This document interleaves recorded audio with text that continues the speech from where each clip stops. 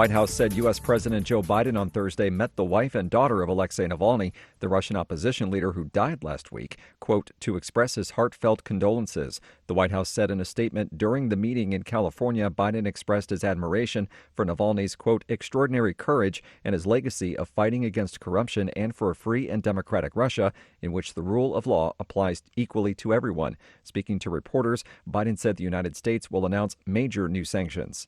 We're going to be announcing the sanctions against Putin, who is responsible for his death, tomorrow. Navalny, 47, fell unconscious and died suddenly on Friday after a walk at the, quote, Polar Wolf Penal Colony above the Arctic Circle, where he was serving a 3-decade sentence, the prison service had said. A suspected missile attack by Yemen's Houthi rebels has set a ship ablaze in the Gulf of Aden. VOA's Rick Pantaleo has this report. Israel said Thursday that it intercepted what appeared to be another Houthi attack near the Israeli port city of Eilat. Houthi leader Abdul Malik al-Houthi on Thursday said they are escalating attacks on seagoing vessels which are being carried out in solidarity with the Palestinians in the Gaza war. The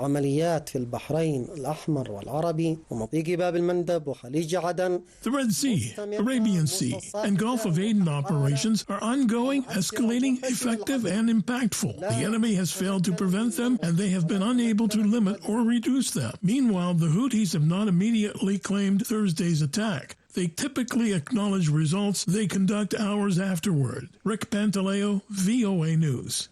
For pictures, videos, stories, and more, follow The Voice of America on X, Facebook, Instagram, and YouTube, and you'll find expanded coverage of world news and events at our website, voanews.com, 24 hours a day. This is VOA News. In testimony before the UN Security Council Thursday, the head of the international medical group Doctors Without Borders strongly criticized the United States for its veto this week of a resolution calling for an immediate ceasefire in Gaza. VOA's Jeff Custer reports. Doctors Without Borders Secretary General Christopher Locklear detailed for the Security Council how Gaza's health system no longer exists as Israel's military has dismantled hospital after hospital, while patients continue to face catastrophic injuries, amputations, crushed limbs, and severe burns that require sophisticated care and long, intensive rehabilitation. He said an immediate humanitarian ceasefire is desperately needed and slammed the United States for vetoing, for the third time, a UN resolution that would have called for just that. We are appalled by the willingness of the United States to use its powers as a permanent council member to obstruct efforts to adopt the most evident of resolutions, one demanding an immediate and sustained ceasefire. 3 times this council has had an opportunity to vote for the ceasefire that is so desperately needed, and 3 times the United States has used its veto power. Jeff Custer, VOA News. A group of United States Congress members are praising Taiwan's democracy during a visit to the island. The show of support is certain to draw scrutiny from China, which sees such displays as a challenge to its claim of sovereignty over the self-governing island. On Thursday, the bipartisan delegation praised Taiwan as a robust democracy following its presidential election in January and called the island a friend of the U.S. The group's 3-day visit to Taiwan is part of a larger tour of the Indo-Pacific. A judge says a Texas school legally punished a black student over his hairstyle. AP correspondent Mike Hempen reports. A state district judge says the Houston area high school's punishment of a black student for refusing to change his hairstyle does not violate a new state law that prohibits race-based hair discrimination.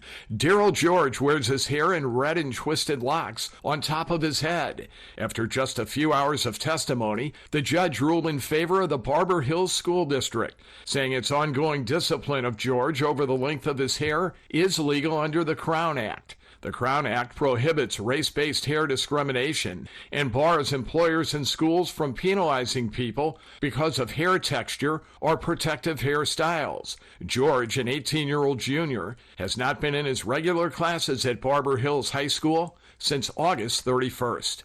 I'm Mike Hempen. The UN Food and Agriculture Organization has set a target to further increase aquaculture production to meet rising demand for seafood and to fight global hunger and undernourishment. A report adopted at the end of a 3-day Asia and Pacific Regional Conference in Sri Lanka's capital on Thursday says the FAO hopes to see a 35% growth in aquaculture sector by 2030. Officials said the world's aquaculture production has increased by 54% since 2011.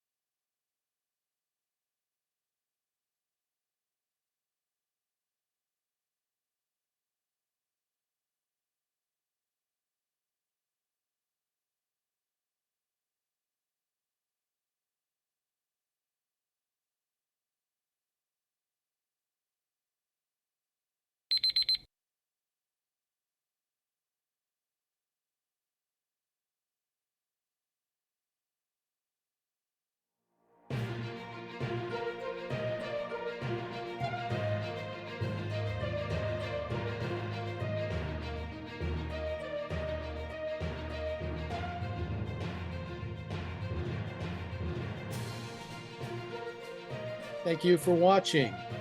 Can you do me a favor?